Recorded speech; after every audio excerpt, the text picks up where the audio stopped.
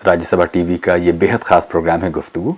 और गुफ्तगू में आज हैं हमारे साथ आवाज़ की दुनिया के जादूगर हरीश भीमानी। हरीश भीमानी के साथ बातचीत के पिछले हिस्से में आपने देखा, सीधी बात पूछ रहा हूँ, सीधा जवाब देना। मैंने कहा मैं नहीं, तुम लोग वो बोलने वाले ऐसे ऐसे घुमा घुमा के बहुत बोलते हो। सीधा सवाल, लता मंगेशकर का कॉन्सर्ट कंपेयर करना है, कितना पैसा लोगे? मैंने कहा पूछिए ये कि कितना दूंगा। सच में ये जवाब दिया।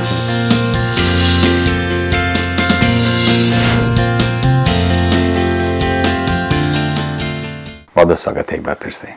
नमस्कार हरीश जी, पूरा देश आपको समय की आवाज़ से पहचानता है कि समय की अगर कोई आवाज़ हो सकती है तो वो हरीश भीमानी की आवाज़ है। ये समय की आवाज़, समय जो कि खुद एक एब्स्ट्रैक्ट एंटिटी है, उसकी कोई आवाज़ हो सकती है, ये कैसे आप तक पहुंची और आखिरकार आप महाभारत धारावाहिक के समय की आवाज़ बने? इसी बात ने, जो आपने कहा समय की आवाज़, उसी ने तो मुझे असमंजस में डाल दिया था कि पहले तो ये कि समय है क्या, और दूसरा ये कि अगर समय, हाँ समय है, तो उसकी आवाज़ कहाँ से आई, और अगर आवाज़ है तो कैसी है, और अगर आवाज़ भी है तो वो कैसे बोलता है।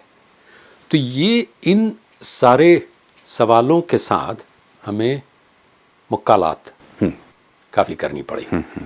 हुआ यूँ कि मैं रवि जी के लिए, रवि चोपड़ा के लिए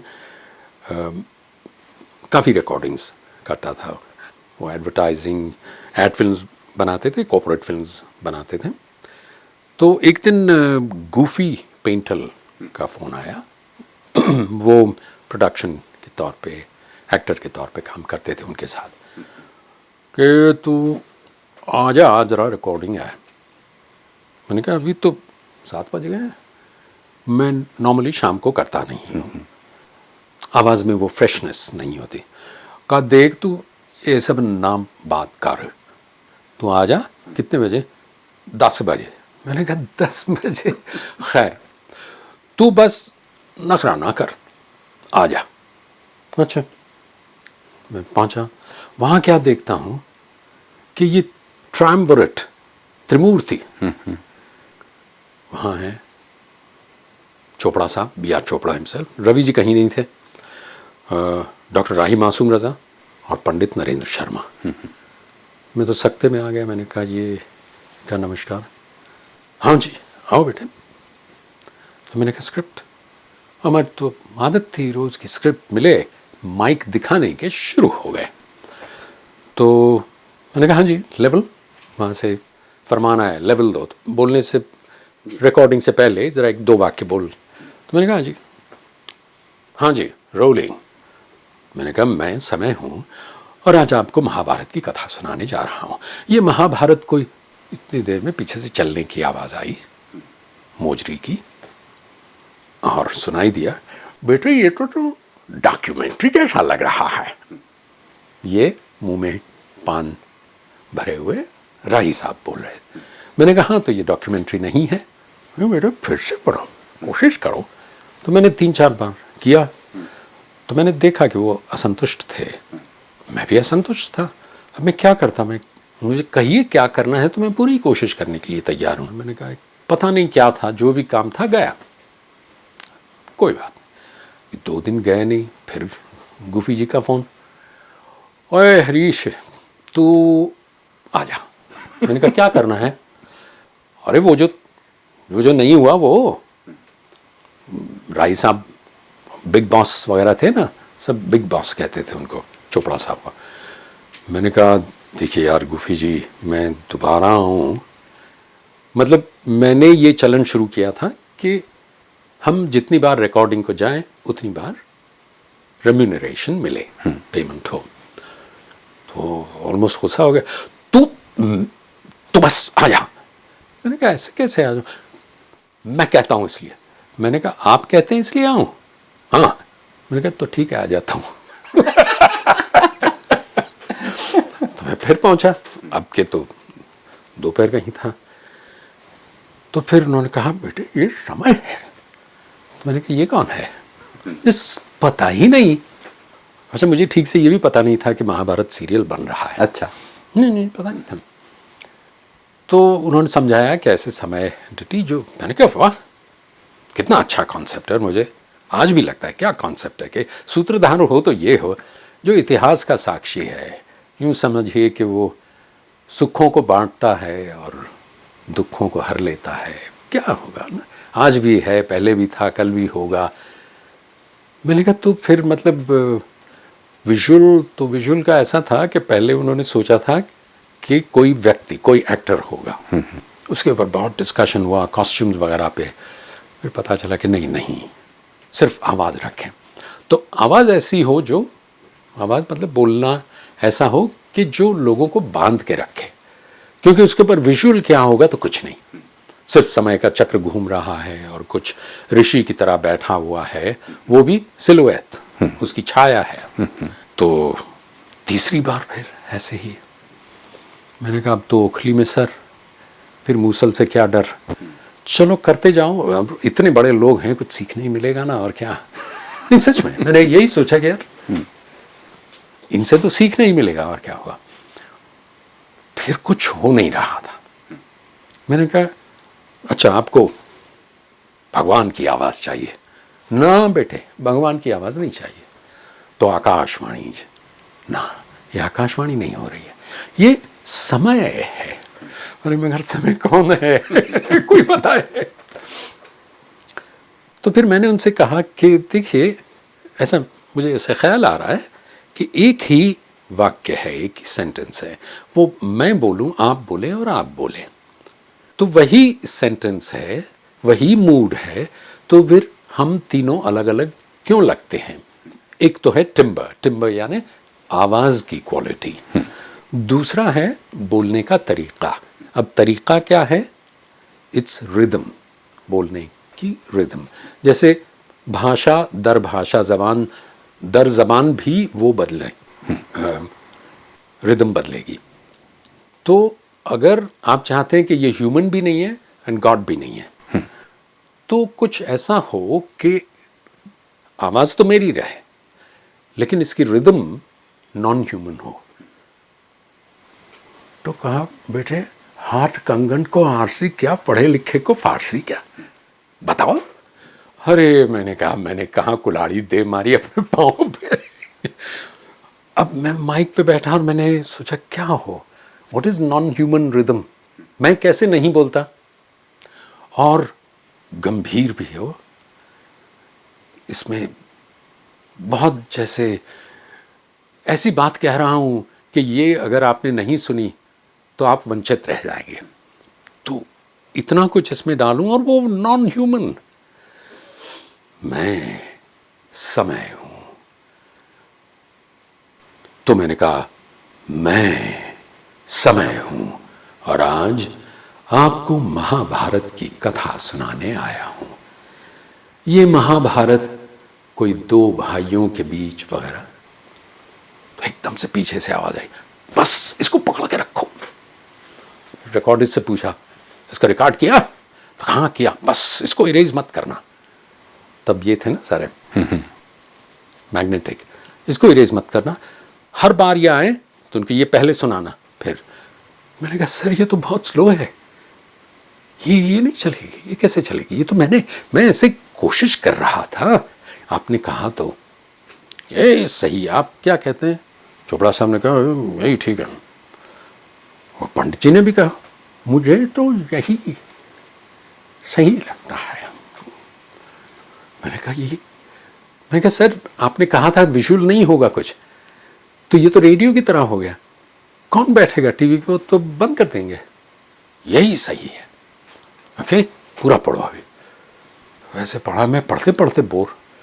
मैंने कहा कि ये सही है तो मैं जितना हो सके एक्सप्रेशन देने की कोशिश करूं, क्योंकि सुनने वाला तो कोई है नहीं। मैंने कहा सर फिर से आप देखिए, नहीं यही सही है बस, और वो चले गए। अब 10-12 दिन के बाद फिर फोन आया। मैंने कहा ये ख़त्म ही नहीं होता। तो गुफी जी ने कहा कि हाँ भाई सब कुछ हो गया, अब देखो थोड़े चेंज है स्क्रिप्ट में, अब ब्रॉडकास्ट के लिए जा रही है टेप, तो आ जाओ, आ जाना एकदम, अभी देर मत करना, और देखो यहीं हो ना, बारगांव मत जाना। मैंने कहा हाँ क्या, तो आ जाओ। वहाँ गया तो स्क्रिप्ट में 3.5 मिनट है पहले एपिसोड में। तो पहले एपिसोड में मैंने देखा रिकॉर्डिंग पे कोई था नहीं, ये जो महारथी थे बड़े, कोई नहीं था। मैंने कहा ये मौका है, अभी हमको इतना धीमे बोलने की ज़रूरत ना है। तो रिकॉर्डिस्ट ने कहा, मैं सुनाया उसने, मैंने कहा अरे ये धीमा धीमा कौन सुनेगा। तो मैंने कहा चलिए ठीक है रिकॉर्ड, मैं समय हूँ और आज आपको, मैंने अंदाज वो रखा, रिदम वो रखी, लेकिन रफ्तार थोड़ी बढ़ा दी। मैंने कहा सुनने में बेहतर लगता है ना। वो मुझे मालूम नहीं है, रिकॉर्डिस्ट ने कहा ठीक है ओके, और उसने लगा दिया, एडिट कर दिया, एडिट करके वो चला गया, टेप चला गया। दूसरे तीसरे दिन हुआ होगा, मुझे पता नहीं, ब्रॉडकास्ट। फिर जब मैं दूसरी बार रिकॉर्डिंग करने गया, सेकंड थर्ड एपिसोड की, तो रिकॉर्डिस्ट ने कहा कि पहले राही साहब ने कहा है फ़ोन करना। मैंने कहा करते हैं, पहले ये कर ले, मुझे 2 रिकॉर्डिंग के लिए जाना है। नहीं, राही साहब ने ख़ास कहा है कि पहले बात करवाना फिर रिकॉर्डिंग। तो मैंने फ़ोन किया, अगर बेटे आपसे कहा था, आपने रफ्तार बढ़ा दी। मैंने कहा हाँ ज़रा मैंने बढ़ा दी ज़रा, क्योंकि वो इतना धीमे नहीं, वही रफ्तार रखो। मैं क्या आर्ग्यू करूँ, एक बार फिर भी मैंने कहा राही साहब को सुनने में ज़रा ढीला नहीं लगेगा, खींच रहा है, झूल रहा है। नहीं बस वही रखो, तुम कहो तो हम वहाँ आ जाएं। मैंने कहा नहीं मैं वही रखता हूँ। तो मैंने सच कहूँ बेमन से किया, और मुझे लगा था ये कभी नहीं होगा, लेकिन आज आपके सामने कह रहा हूँ मैं गलत था, वो सही थे। वो देख पाए कि हाँ ये चलेगा, और वो एक अंदाज बन गया। तो इसका जो रिदम, इसका जो बोलने का अंदाज है, उसका जन्म कुछ ऐसे, मतलब उसकी प्रसव वेदना बहुत भारी थी। आपने देखिए कहा कि लाइन एक ही होगी और 3 अलग अलग लोग जब उसे पढ़ेंगे तो 3 तरह से पढ़ेंगे। जब आप अपने एज अ वॉइस कास्टर आप कहीं होते हैं, तो उसमें आप ऐसा क्या नया जोड़ते हैं कि आप उसे बिल्कुल अलग बना देते हैं? जैसे कि क्या वो पूरा ब्रीफ आपके सामने होता है कि इसे ऐसे पढ़ना है, या हिट एंड ट्रायल से वो चीज़ डिस्कवर की जाती है? बहुत नाजुक सवाल है, इसलिए कि हमें जब स्क्रिप्ट दी जाती है ना, तो वो आखिरी मरहला होता है, अंतिम चरण पे दी जाती है कि रिकॉर्डिंग शूटिंग सारी हो गई है, एडिटिंग हो गई है, किसी ने रिकॉर्ड भी किया है ताकि एडिटिंग सही हो, अब आप उसको, आप कुछ कर दीजिए, इसको ज़रा उभार दीजिए, बस कर दीजिए कुछ। नॉर्मली यही होता है। तो बिल्कुल आपने प्रोसेस बिल्कुल सही कही कि पिक्चर देख लेते हैं, ये पढ़ लेते हैं, और अगर म्यूज़िक है तो वो सुन लेते हैं, म्यूज़िक साउंड इफ़ेक्ट्स कि उसके ऊपर हो, क्योंकि आपको तो कुछ कहना है, डायरेक्टर, वो फिल्म मेकर कुछ कहना चाहता है। आम तौर पे लोग ये समझते हैं कि उसके उच्चारण सही आप कर लीजिए तो आप जंग जीत लेंगे। मेरा ख्याल है ऐसा नहीं है। ये उर्दू बोलते हुए भी बहुत मैंने देखा है अपने मुल्क में कि मुझे ज़रा इसके तलफ़ुज़ बता दीजिए, वो कहते हैं कि नुक्ता उक्ता ज़रा सही बता दीजिए, उससे उर्दू नहीं आती। आप उसका पूरा जो कहने का ढंग है वो समझें और इस तरह कहें कि मेरा कहने का ढंग यही है। वो मुझे लगता है कि समय में जो हुआ उसका एक कारण ये था कि मैंने ये सोच लिया हर बार, ये जैसे आवरण ओढ़ लिया कि मेरा बोलने का अंदाज़, तरीक़ा यही है। तो वो आर्टिफिशियल कहीं नहीं लगा कि ऐसे क्यों बोल रहा है, कल तक तो ठीक ठाक था, ऐसा क्यों बोल रहा है। ऐसा नहीं लगना चाहिए। मगर उससे भी बड़ी बात कि जो आप जो बोल रहे हैं वो सुर में बोल रहे हैं या नहीं। देखिए गानों में तो बहुत सारे सुर हैं, सुर के बीच में भी सुर हैं, श्रुतियाँ हैं, मगर हम बड़े सौभाग्यशाली हैं हम बोलने वाले कि वो एक ही सुर है और वो सुर है जिसके साथ आपका जन्म हुआ। Everybody is born with a natural pitch. तो उस पिच को आप पहले पहचानिए, आर्टिफिशियल पिच मत पकड़िए। एक तो फिजियोलॉजिकली आपके गले के लिए वो बहुत बुरा है। अगर लंबे अरसे तक आपने ऐसा किया तो आपको जानलेवा हो सकता है। वो हुआ है किसी का भी, जिसे फॉल्सेटो कहते हैं। आप फॉल्सेटो इस्तेमाल करते जाएं तो कुछ बुरा होता है, बड़ा नुकसान होता है। तो गलत वॉइस, गलत पिच, ये सोच के कि फलां की आवाज़ तो कैसी गहराती हुई है, मेरी नहीं है, कोई बात नहीं। तो मतलब आप गलत आभूषण मत पहनिए, गलत कपड़े मत पहनिए। दूसरा ये कि क्लैरिटी हो और आपका अंदाज हो। देखिए हरीश जी, जिस मकाम पर भी आप हैं वहाँ तक पहुँचने में आपने खुद भी कहा कि सीखने का कोई भी मौका हाथ से आपने जाने नहीं दिया, लेकिन ये एक ग्रेजुअल डेवलपमेंट है जहाँ तक आप पहुँचे। थोड़ा करके हर साल या हर डिकेड में कुछ नया सीखते हुए यहाँ तक पहुँचे। कौन सी ऐसी चीज़ें थी जिनको आपने अनडू किया, जो आपकी कमज़ोरियाँ थी जिसको आपने जीता? मेरे पास लोग आते हैं, मैं कहता हूँ कि सीखने के दो पहलू हैं। ऑफ कोर्स डूइंग समथिंग, मगर जैसे आपने कहा आई सेड पैरेलली अनडूइंग। तो मेरी पहली एक्सरसाइज ये होती है और बड़ी मुश्किल एक्सरसाइज होती है कि open your ears to the outside. हम ये कभी नोटिस नहीं करते कि ये मेरा दोस्त है मलय, वो इस तरह से बोलता है, कभी ऐसा नोटिस करते नहीं। तो मैं कहता हूँ कि वो नोटिस करना शुरू कीजिए आप और उसके ऊपर एक नोट बनाइए। ऐसे 5 के बारे में नोट बना के हम फिर डिस्कस करेंगे, उसमें क्या अच्छा है, उसमें क्या बुरा है। करूँ ऐसा तो है, ऐसा कुछ ऐसा नहीं कि आवाज़ अच्छी है मेरी, लेकिन ऐसे मेरा बोलने का तरीका ऐसा है, तो मैं क्या करूँ? ऐसे मेरे को जिससे बोलना नहीं कि अच्छा नहीं बोलता हूँ, आप किसे बोल देते हैं ऐसे। मैं ऐसे एक को जानता हूँ जिसकी आवाज़ शायद मुझसे अच्छी होगी। अगर लोग कहते हैं मेरी आवाज़ अच्छी है तो उससे कहीं अच्छी होगी, मगर वो ऐसे बोलता है। आज तक उसे किसी ने नहीं कहा कि भाई तुम वॉइस बिजनेस में क्यों नहीं हो, why are you wasting time somewhere else. क्यों? क्योंकि उसने अपने आप को सुना ही नहीं है। हम नहीं देखते अपनों का। मुझे याद है मेरी बच्ची 3-4 साल की थी, तब मेरी पत्नी ने एक बार मुझसे कहा, वो कुछ बोली और मेरी पत्नी ने कहा कि बिल्कुल अपनी दादी माँ की तरह बोलती है। मैंने कहा क्या? मेरी माँ ऐसे बोलती हैं? मैंने कभी नोटिस नहीं किया था क्योंकि वो इतनी नज़दीक है, वो एक आदत बन जाती है। तो सुनना, घ्राणेंद्रिय एक आदत है। तो पहले ये पता करना है कि हम में क्या खामी है। अगर आपको कोई वो बताने वाला मिल जाए तो और अच्छी बात है। जैसे कि हम बहुत तेज़ बोलते हैं, वी स्पीक इन स्पर्ट्स।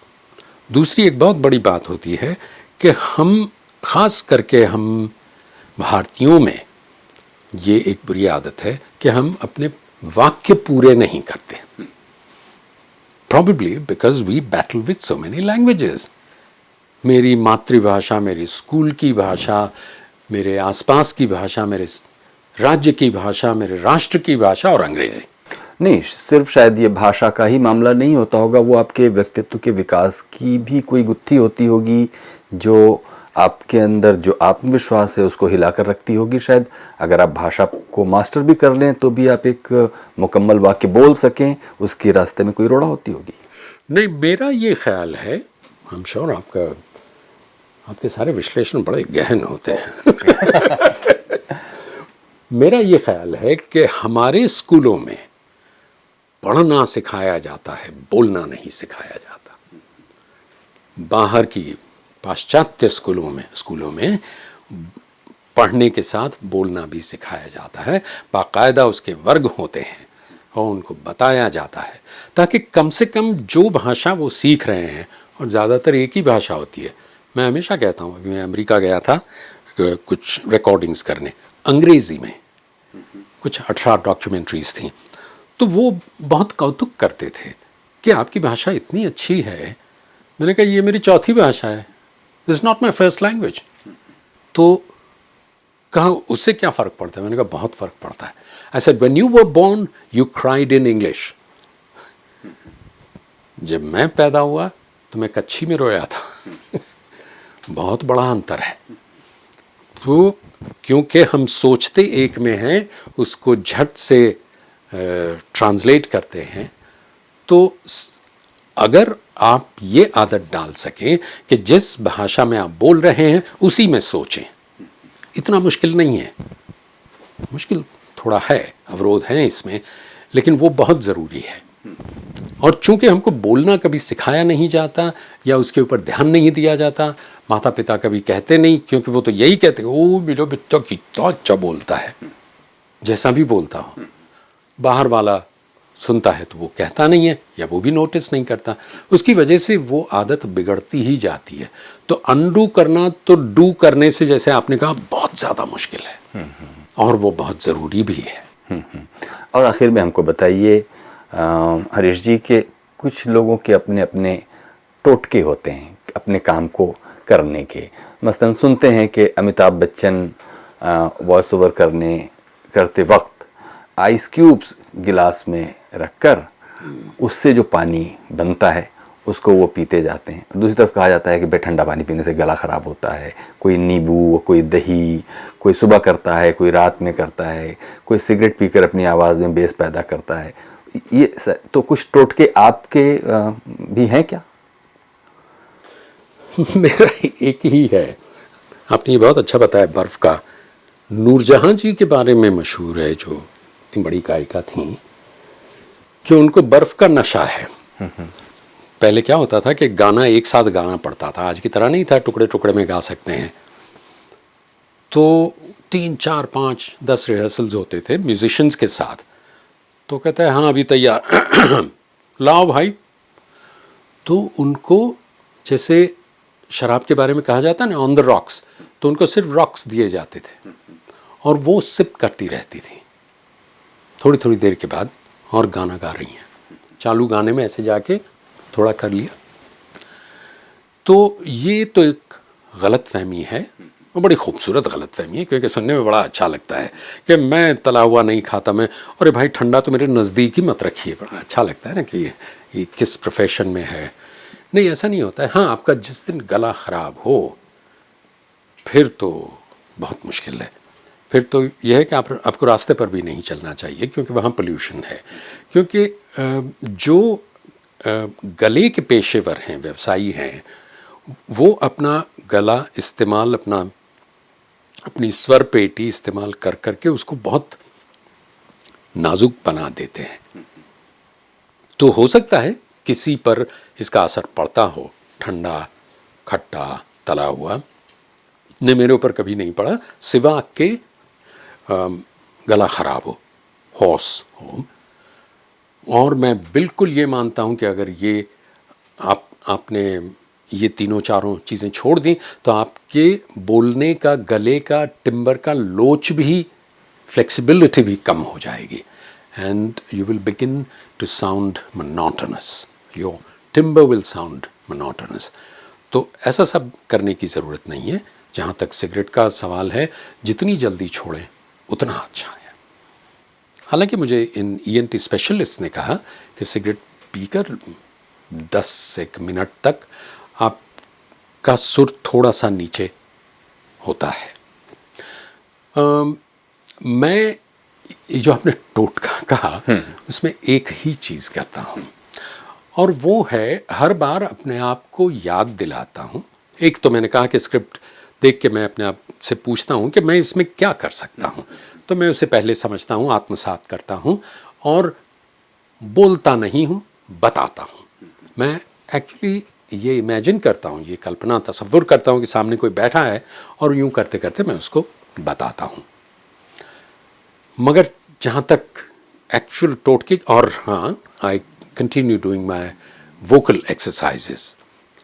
वो तरह तरह की 3 चीज़ें हैं। हाँ, कहिए, वो बताइए ज़रा। बहुत लंबी बात है। अच्छा, There's a 5-speed read, then understanding a passage, और अगर आपको अपने टिम्बर, अपने रेंज पे काम करना है तो एक्चुअली हारमोनियम पर बैठकर एक सुर पकड़िए और उस सुर में बोलिए। बड़ा अजीब लगेगा, अब गाएं, अकेले बैठ के गाएं तो बुरा नहीं लगेगा, लेकिन अकेले बैठ के बातें करें तो बुरा लगेगा। लेकिन ध्यान रखिए, कॉन्शियस रहिए कि आप उसी सुर में हैं या नहीं। तो मैं ये करता हूँ, मेरा ऐसा पूरा विश्वास है कि आपको अपने सुर में रहना चाहिए। गाने की बात कुछ और होती है, लेकिन गाने में भी अपना सुर हो, वही सबसे अच्छा होता है, सबसे अच्छा गाता है। तो मैं हर रिकॉर्डिंग से पहले अपना सुर ढूंढ लेता हूँ, अपने आप को याद दिला देता हूँ, और मेरे लिए वो उसका सबसे अच्छा तरीका है चांटिंग ऑफ ओम। कभी करके देखिएगा, ओम शब्द हो, कोई हो, लेकिन चूंकि ओम में सारे वावल्स हैं, इसलिए ओम। तो और वो अंदर से निकलता है, ओम। तो ये मेरी नेचुरल पिच है। आपने देखा मैं इसी में बोलता रहा हूँ। और आपको ज़रा अजीब लगा जब इंटरव्यू शुरू करने से पहले मैंने I intoned Om. It has no religious ramification, but it has, because my work is my religion. जिस तरह एक एक्टर को, मुझे नहीं मालूम, उसमें एक्सेप्शंस भी होंगे, कि उन्हें अपना चेहरा बहुत प्यारा होता है, या आपकी अपनी बहुत प्यारी चीज़ जिसके ज़रिए आप ज़िंदगी की गाड़ी को कभी मध्यम और कभी तेज़ रफ्तार से चलाते हैं जी, और वही आपका सब कुछ है। क्या आपको अपनी आवाज़ से बहुत प्यार है? बिल्कुल नहीं, बिल्कुल नहीं, नहीं नहीं नहीं नहीं नहीं नहीं, मुझे नहीं है। मैं इस इंतज़ार में रहता हूँ कि कब मेरा बोला हुआ मुझे बहुत अच्छा लगेगा, और कहीं कहीं कोई ही मुझे अच्छे लगते हैं, मुझे इतने अच्छे नहीं लगते हैं। मुझे लगता है कि नहीं नहीं नहीं नहीं नहीं नहीं नहीं नहीं, ये ठीक नहीं। अभी लग रहा है कि इसका एक्सपर्ट नहीं बोल रहा। जैसे अभी मैं आपसे बात कर रहा हूँ, शायद वो मैं सुनूं तो मुझे लगेगा कि नहीं, ये बोलने का तरीका ये है, because I am not conscious about my rhythm, my timber, my projection, क्योंकि मैं आपसे बात कर रहा हूँ खुल के। तो नहीं, ये मैं नहीं मानता कि मुझे मेरी आवाज़ से प्यार है। No, I am not in love with my voice. हाँ, ध्यान ज़रूर रखता हूँ, इसलिए क्योंकि वो मेरी ज़िंदगी का ज़रिया बन गया है।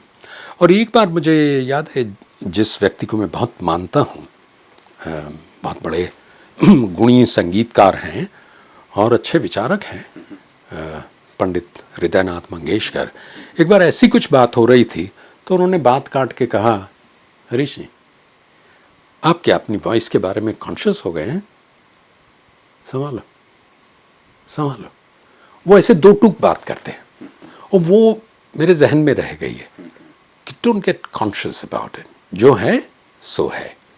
मुझे नहीं लगता कि अमिताभ बच्चन बन के बोलते हैं, उनकी है ऐसी आवाज़ जब वो स्टेज पर से बात करते हैं। चलिए, वो एक्टर के तौर पे वॉइस एक्टिंग करते होंगे, एक बार मान भी लें तो, मगर आम तौर पे जब बात करते हैं, मैंने 2500 बार बात की है, या स्पीच देते हैं, तो क्यों इतने अच्छे लगते हैं? Because he is himself. हाँ, but he is such a himself which we like.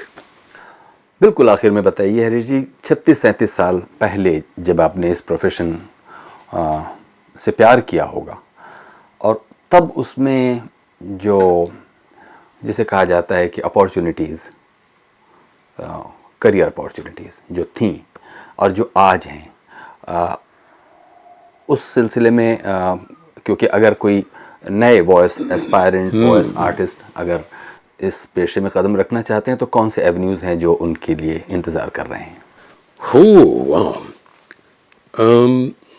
जब मैं आया और आज कितना फ़र्क है वॉल्यूम में। एक्सपैंड ही नहीं हुआ, एक्सपोनेंशियली ही नहीं, ये एक्सप्लोड हुआ है। कि जैसे मैंने कहा ना, जहां टूटी फूटी पगडंडी थी वो एक्सप्रेस वे बन गया है। अब एक्सप्रेस वे पे कितने वाहन चल सकते हैं, उतनी अपॉर्चुनिटीज़ हैं। और आज जो हो रहा है वो बहुत अच्छा हो रहा है। मैं बिल्कुल नहीं कहूँगा कि ये ठीक नहीं है, ऐसे बोल रहे हैं, क्योंकि सब लोग अपना अपना माध्यम समझ के चलते हैं और ये बढ़ता ही जाएगा। याद रहे, कंप्यूटर पर आप कितनी देर, कितने दिनों तक पढ़ते पढ़ते पढ़ते जाएंगे। इसी कारण ई लर्निंग शुरू हुआ। आप कितनी किताबें पढ़ेंगे, लेकिन वही चीज़ अगर आप सुने और आप ज़रा बेध्यान हो गए तो आप पीछे जाके फिर से सुन लीजिए। तो आज माध्यम बढ़ गए और माध्यम की वजह से काम बढ़ गया, काम की वजह से बहुत डिमांड बढ़ गई है। मुझे बड़ा अच्छा लगता है कि आज पेरेंट्स आके, माता पिता आके कहते हैं कि हमारे बच्चे को ये करना है, तो आप बताइए। मैंने कहा पहले तो बच्चे में थोड़ा पागलपन तो है ना, वो ये चाहता है यानी कि पैशन है ना, ऐसा ना हो कि वो छिछला हो पैशन, कि नहीं, दूर से तो बड़ा अच्छा लगता था। पहले जो था वो तो है ही, यानी कि advertising, documentary, corporates, audio visual थे, वो चले गए, उसका स्थान वीडियो ने ले लिया। उसके बाद कंप्यूटर पे कितने माध्यम आ गए, there is YouTube, there is WhatsApp में देखिएगा और ऑडियो बहुत बढ़ेगा। व्हाट्सएप एक बहुत बड़ा माध्यम है, ट्विटर एक बड़ा माध्यम है, फेसबुक बहुत बड़ा माध्यम है, और प्रोफेशनली भी ई कॉमर्स है, CD ROMs हैं, डाउनलोडेबल ऑडियो हैं, downloadable stories, there are audio books, there are e books with audio, हर जगह ज़रूरत है। ये काम आसान तो नहीं है, लेकिन ऐसा भी मुश्किल नहीं है कि 4 साल का कोर्स करना पड़े। हाँ, आपको डिसिप्लिन की बहुत ज़रूरत है, क्योंकि आप ही को अपने आप को सिखाना है। तो जैसे हमने बात की कि क्लैरिटी हो, काफ़ी कुछ अनडू करना है डू करने से पहले, अपनी बोलने की जो शायद ख़राब आदतें हों, जिस पर आज तक ध्यान ना दिया हो, उस पर देना है।